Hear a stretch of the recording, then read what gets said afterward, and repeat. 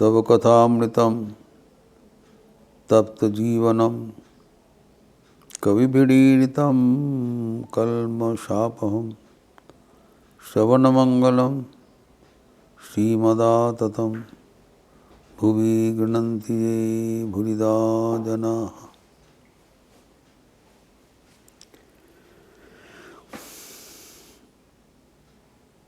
संन्यास के बारे में बात हो रहा था। समाधि षट संपत्ति में जो तृतीय संपत्ति है, साधन संपत्ति,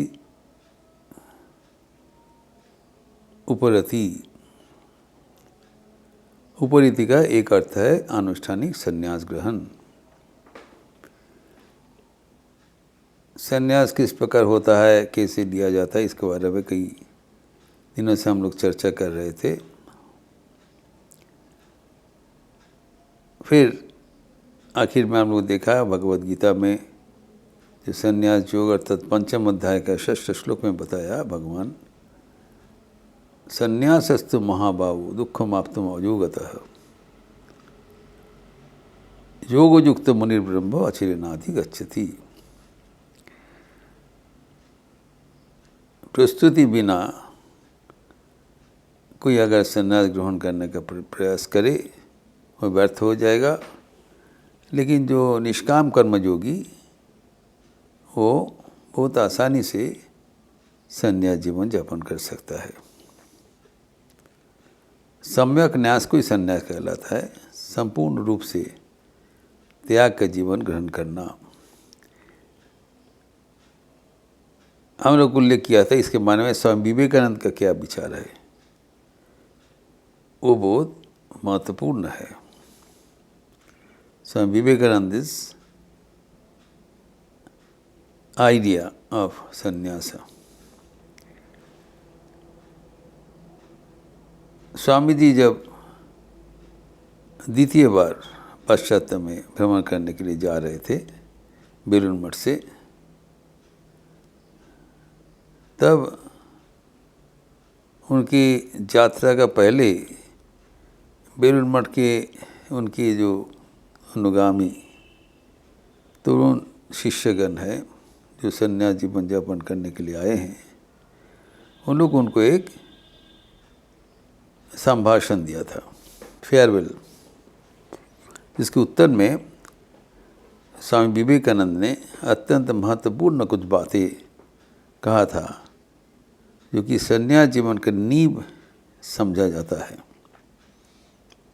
एक किताब में भी है, स्वामी विवेकानंद आइडियल ऑफ संन्यास।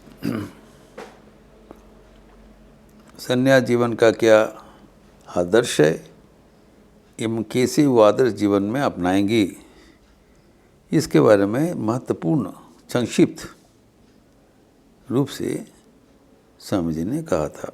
उन्होंने बताया ये एक लंबा लेक्चर देने का समय नहीं है, जाने का समय, तब भी संक्षिप्त रूप से मैं बताना चाहूँगा, बोल के बता दिया।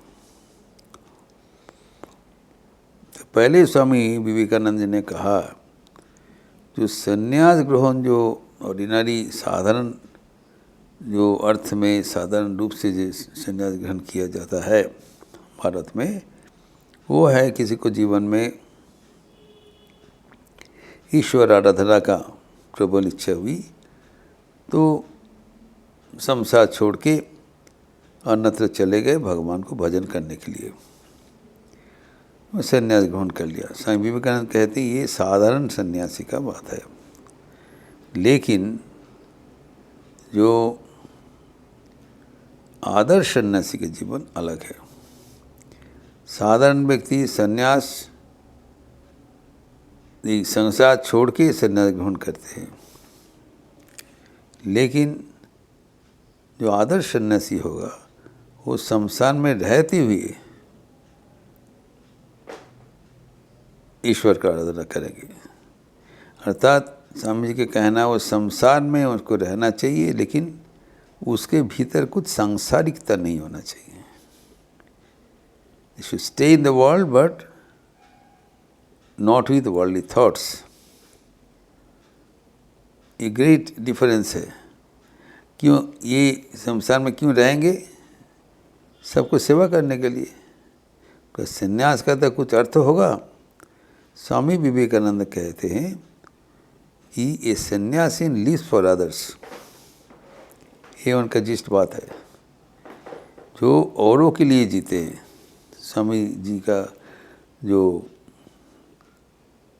रिवोल्यूशनरी स्टेटमेंट है कि वर्ल्डली पीपल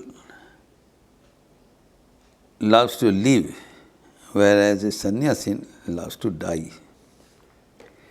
इसका अर्थ समझना पड़ेगा। साधारण व्यक्ति जीने चाहते हैं, सन्यासी मृत्यु चाहते हैं। कैसे?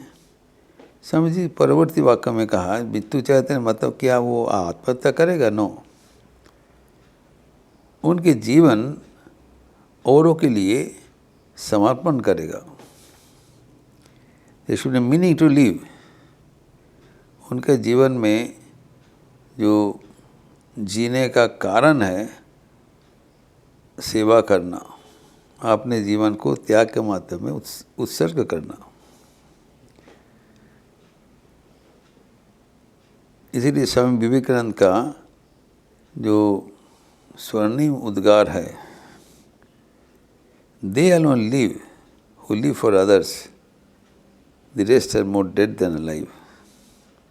वही जीते हैं जो औरों के लिए जीते हैं, बाकी सब तो मृतक है। कि औरों के लिए जीना, औरों के लिए जीवन धारण करना एक त्याग का गाथा है, और वही भारत की आदर्श है, राष्ट्रीय आदर्श।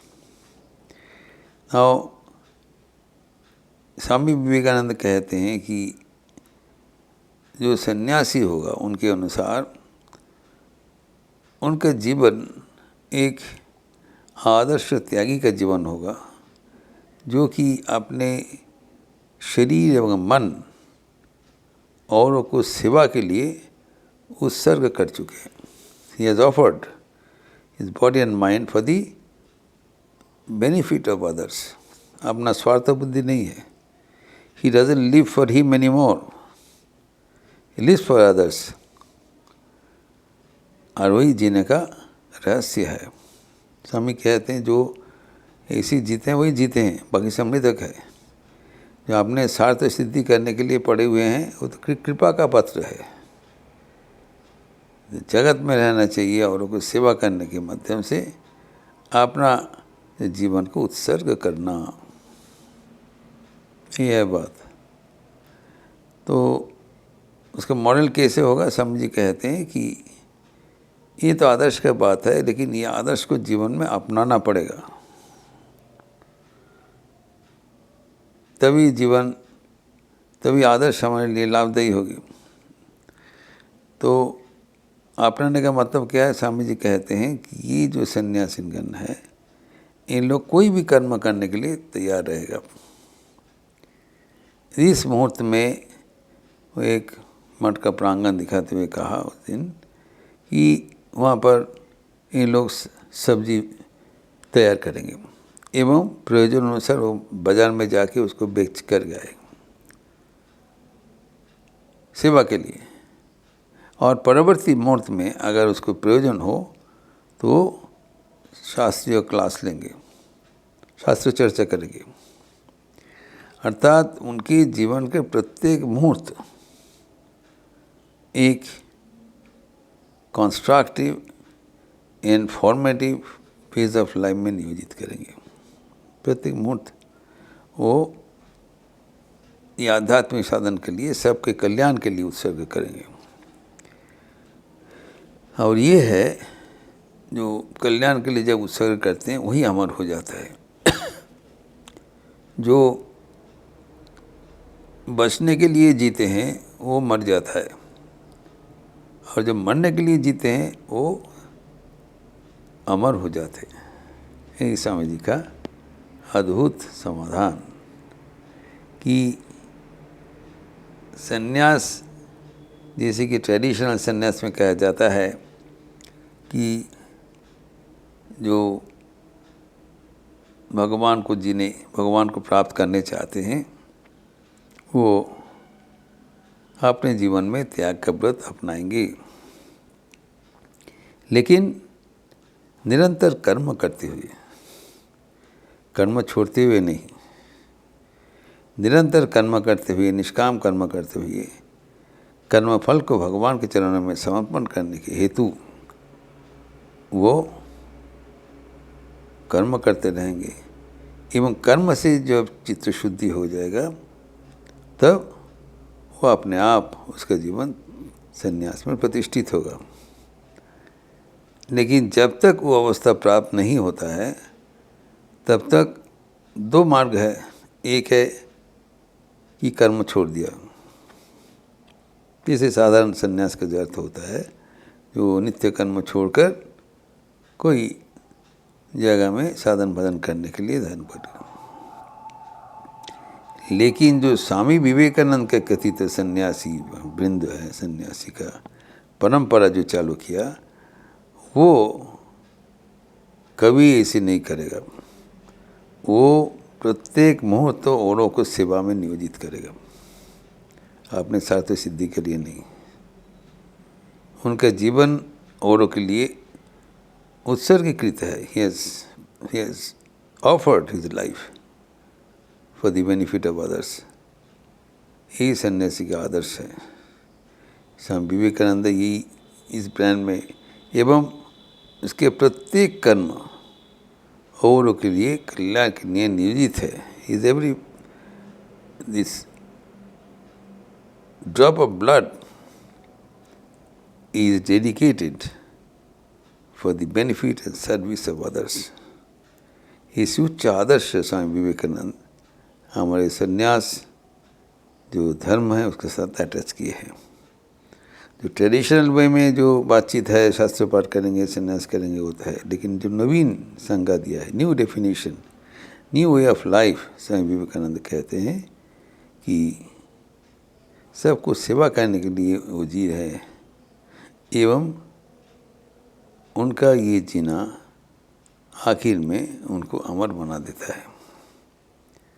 ये स्वामी विवेकानंद का आदर्श प्रदर्शी आत्मन मोक्षार्थम जगद्धिताय च जो नारा है, the motto, that has to be highlighted for the life of sannyas. तो स्वामी विवेकानंद का संन्यास के एक नया आदर्श, नया दिशा प्रदान किया है भावी प्रजन्म के लिए, और उसको अनुसरण करना ही हमारे जीवन का व्रत है। ये प्रसंग और भी हम लोग थोड़ा बहुत आगे बढ़ाते हुए अगला चर्चा करेंगे।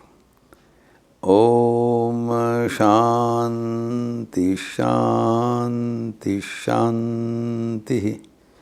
हरि ओम तत्सत। श्री राम कृष्णार्पणमस्तु। अच्छे रहिए, स्वस्थ रहिए, आनंद में रहिए। नमस्कार।